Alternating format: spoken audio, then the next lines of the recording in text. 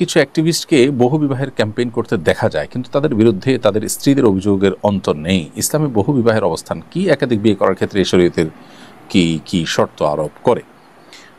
প্রথম কথা হলো যে একাধিক বিয়ে করা এটি শরিয়া দৃষ্টিকোণ থেকে জায়েজ একটি কাজ, অর্থাৎ প্রয়োজন হলে স্বাভাবিক অবস্থায় এটি জায়েজ, বা প্রয়োজন ছাড়াও কেউ যদি এটি করতে চান তার জন্য এটি জায়েজ আছে, তবে দুটি শর্তে। প্রথমত, একাধিক স্ত্রীর ভরণ পোষণ দেওয়া এবং সার্বিকভাবে একাধিক স্ত্রীর যত হক আছে সেটি স্ত্রী সুলভ যে হক আছে সেই হক আদায় করার মতো সামর্থ্য থাকতে হবে। দ্বিতীয় শর্ত হলো যে একাধিক স্ত্রীর মধ্যে সমতা রক্ষা করবার মতো সেরকম দৃঢ়তা, মনোবল এবং আত্মবিশ্বাস থাকতে হবে। এই দুটি শর্ত যদি পাওয়া যায় তাহলে সেক্ষেত্রে একাধিক বিয়ে করা জায়েজ। আর যদি এই দুটি শর্তের কোনোটি পাওয়া না যায়, অর্থাৎ তিনি যে কোনো একজন স্ত্রীর প্রতি ঝুঁকে পড়বেন, অপরজনের প্রতি বৈষম্য করতে পারেন, তার ক্ষেত্রে ইনসাফের ঘাটতি করতে পারেন, এরকম আশঙ্কা যদি থাকে তার নিজের ব্যাপারে, তাহলে সেক্ষেত্রে তার জন্য একাধিক বিয়ে করা জায়েজ নয়। ঠিক একইভাবে একাধিক বিয়ে করে স্ত্রীদের ভরণ পোষণ দিতে না পারলে, তাদের জৈবিক চাহিদা পূরণ করার মতো ক্ষমতা না থাকলে, সেক্ষেত্রে তার জন্য একাধিক বিয়ে করা কিন্তু জায়েজ নয়। অতএব একাধিক বিয়ে করা জাস্ট একটা জায়েজ কাজ।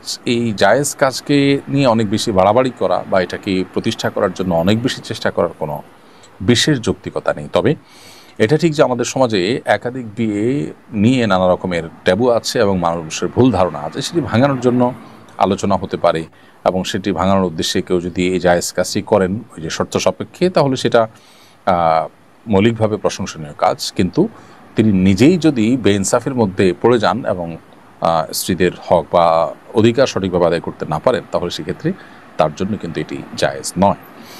অবস্থাভেদে আবার কখনো কখনো একাধিক বিয়ে করা যায় ওয়াজিবও হতে পারে। কোনো ব্যক্তি একাধিক বিয়ে না করলে তার চরিত্র ঠিক রাখছে না, একজন স্ত্রী হয়তো তার অসুস্থ, সেক্ষেত্রে তার আরেকটা বিয়ে করা জরুরি এবং তার সে সক্ষমতাও আছে, সব মিলিয়ে শর্ত পূরণ করার মতো যোগ্যতা আছে, তাহলে তার জন্য চরিত্র রক্ষার জন্য একাধিক বিয়ে করা আবশ্যক হতে পারে। আবার যার জন্য একাধিক বিয়ে করলে স্ত্রীদের হক আদায় করার সামর্থ্য যার মধ্যে নাই, তার জন্য একাধিক বিয়ে করা কিন্তু আবার নাজায়েজ হতে পারে, অর্থাৎ বিষয়টি ভ্যারি করে ব্যক্তির অবস্থার উপরে।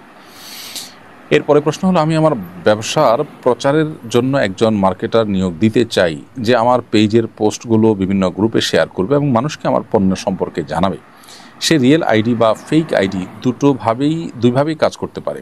এভাবে মার্কেটার নিয়োগ দেওয়া শরীয়তসম্মত বা হালাল হবে কিনা? উত্তর হলো, আপনি যাকে নিয়োগ দিচ্ছেন তিনি যদি রিয়েল আইডির পাশাপাশি ফেক আইডি দিয়েও কোনো প্রচারণা কাজ করে, মানুষের কমেন্ট রিপ্লাই দেওয়া বা মানুষের কাস্টমারদের সার্ভিস দেওয়ার কাজটা করে, এখানে যদি কোনো প্রকার মিথ্যা, প্রতারণা এ জাতীয় কোনো গুনাহের সাথে তিনি লিপ্ত না হয়ে এই কাজটি করতে পারেন, কোনো অসুবিধা নেই। মানুষের ছদ্মনাম ব্যবহার করা মৌলিকভাবে নাজায়েজ বা হারাম নয়, যদি সে প্রতারণা না করে। ছদ্মনাম ব্যবহার করে এমন কিছু করছে যেটা আসলে প্রতারণার মধ্যে সামিল, যেটা মূলত তার অসৎ উদ্দেশ্যে করা, যেটা মূলত গুনাহের উদ্দেশ্যে করা, আল্লাহ মাফ করুক, সেটা নাজায়েজ। কিন্তু এর বাহিরে সেটা যদি তার কোনো ভালো কাজের ক্ষেত্রে ব্যবহার করেন এবং অন্যায় নয় এমন কোনো কাজে নিজের ছদ্মনাম ব্যবহার করেন কৌশলগত কারণে বা নিজের পরিচয় প্রকাশ না করার প্রয়োজনে, সেটি তার জন্য ডেফিনেটলি জায়েজ আছে।